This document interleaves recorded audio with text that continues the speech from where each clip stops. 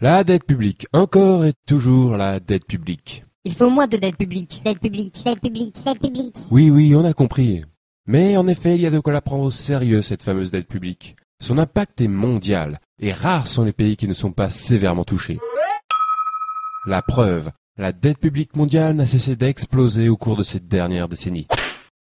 Mais pourquoi autant de dettes? Que faudrait-il faire?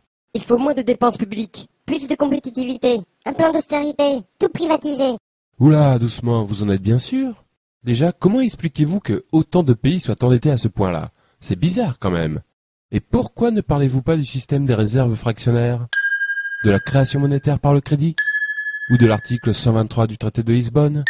Il me semble que c'est important. Quoi Je vois, vous ne savez pas ce que c'est. Eh bien, dans ce cas-là, il va falloir que je vous explique.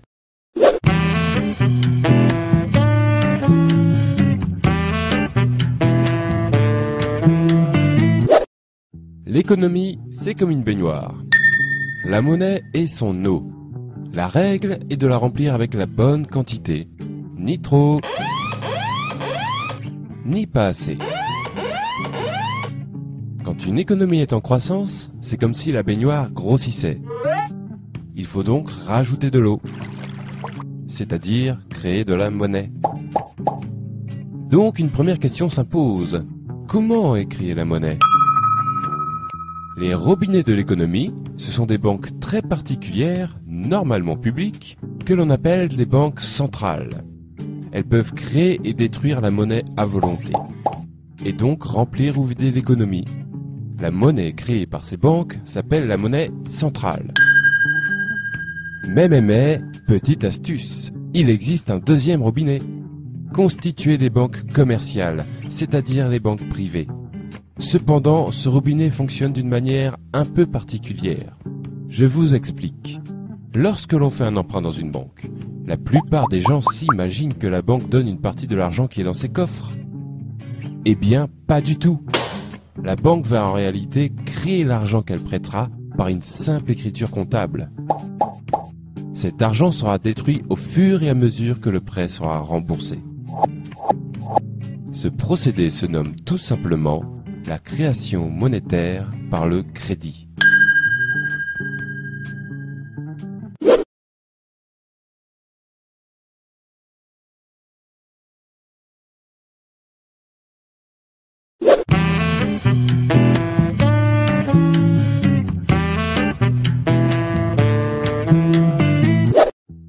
Pour savoir lequel de ces deux robinets coule le plus fort, il faut connaître les règles qui permettent de les tourner.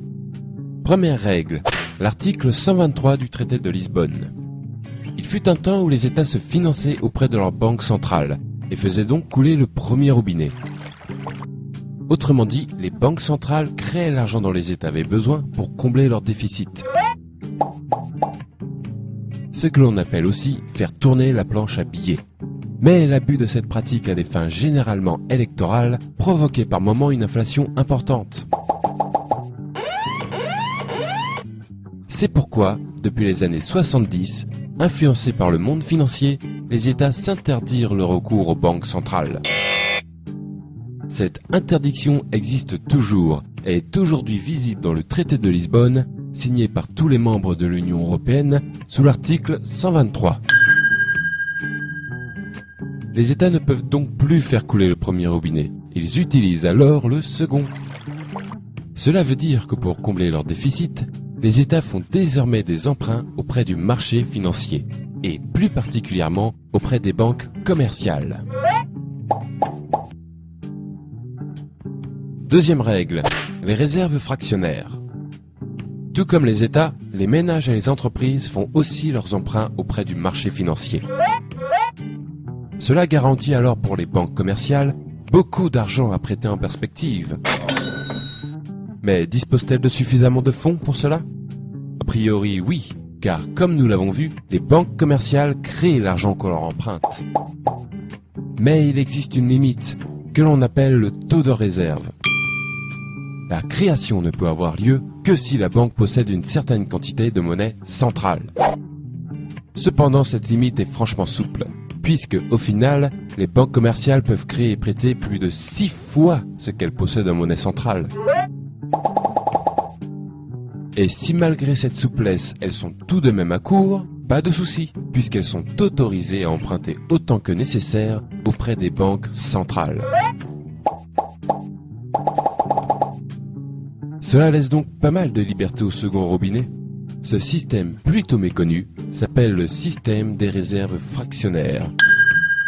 Il est pourtant répandu dans le monde entier.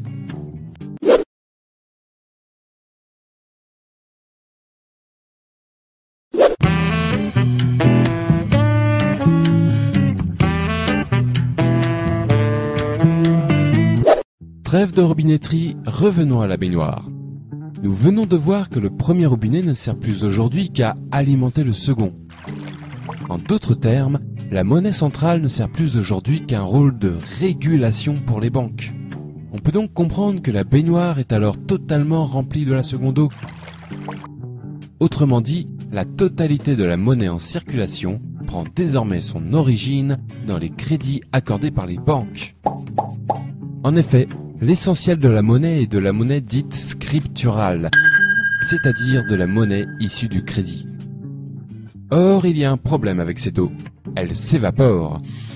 Et oui, puisque la monnaie provient du crédit, elle disparaît quand ces mêmes crédits sont remboursés. Il faut donc sans arrêt refaire couler le second robinet pour garder la baignoire pleine. C'est-à-dire que les États, les ménages et les entreprises doivent sans cesse emprunter auprès des banques pour que l'économie fonctionne.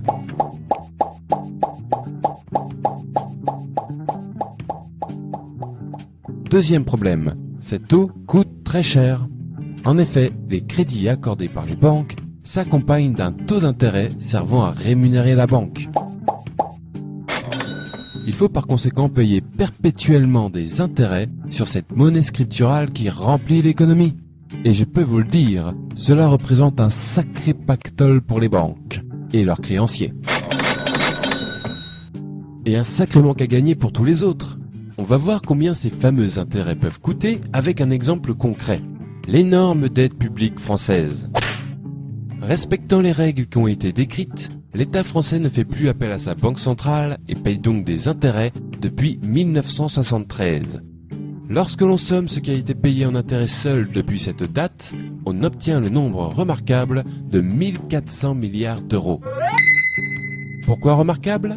Parce qu'il est très proche d'une autre somme, la dette publique française actuelle, qui a augmenté sur cette même période de 1350 milliards d'euros. En clair, ce qui fait grossir la dette, ce sont tout simplement les intérêts de cette même dette. Et n'oublions pas qu'il ne s'agit ici que de la dette publique. La dette des entreprises commerciales françaises, par exemple, elle, est aujourd'hui de 7000 milliards d'euros. Les raisons d'un tel florilège de dettes publiques et privées partout dans le monde sont maintenant plus claires. En effet, une grande partie des pays de la planète baignent dans le même bain, à devoir faire des emprunts et payer des intérêts pour faire fonctionner leur économie. Pour rembourser ces emprunts et ces intérêts, il faut faire d'autres emprunts plus importants, qui amèneront d'autres intérêts plus importants aussi. On aboutit donc de cette manière à une dette qui se nourrit d'elle-même, et grossit, grossit, grossit, inévitablement.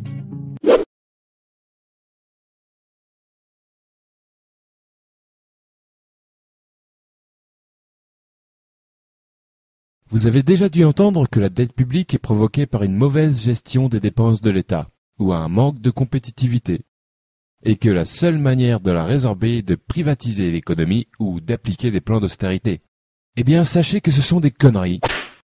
Il est mathématiquement impossible de résorber l'ensemble des dettes publiques et privées sans aborder la question de la création monétaire par le crédit avec intérêt, puisqu'elles en sont les causes naturelles. Si vous voulez résorber la dette, le premier prérequis indispensable est d'arrêter de faire couler le second robinet pour remplir la baignoire et d'utiliser plutôt le premier à bon escient. C'est-à-dire limiter le pouvoir de création monétaire aux seules banques centrales. C'est le seul moyen d'obtenir un système monétaire qui n'auto-alimente pas sa propre dette. Il y a une quarantaine d'années, les États se sont interdit l'accès à leur banque centrale sous prétexte que le premier robinet était parfois utilisé de manière abusive. Nous sommes arrivés aujourd'hui à la situation inverse, où le premier robinet manque cruellement et un autre l'a remplacé, remplissant l'économie de dettes impossibles à rembourser. Tout cela, ne l'oublions pas, au profit des grandes banques et de leurs créanciers. Je trouve déplorable qu'un sujet si crucial ne soit ne serait-ce que débattu par la classe politique, ni ne soit jamais traité dans les grands journaux. Merci de votre attention.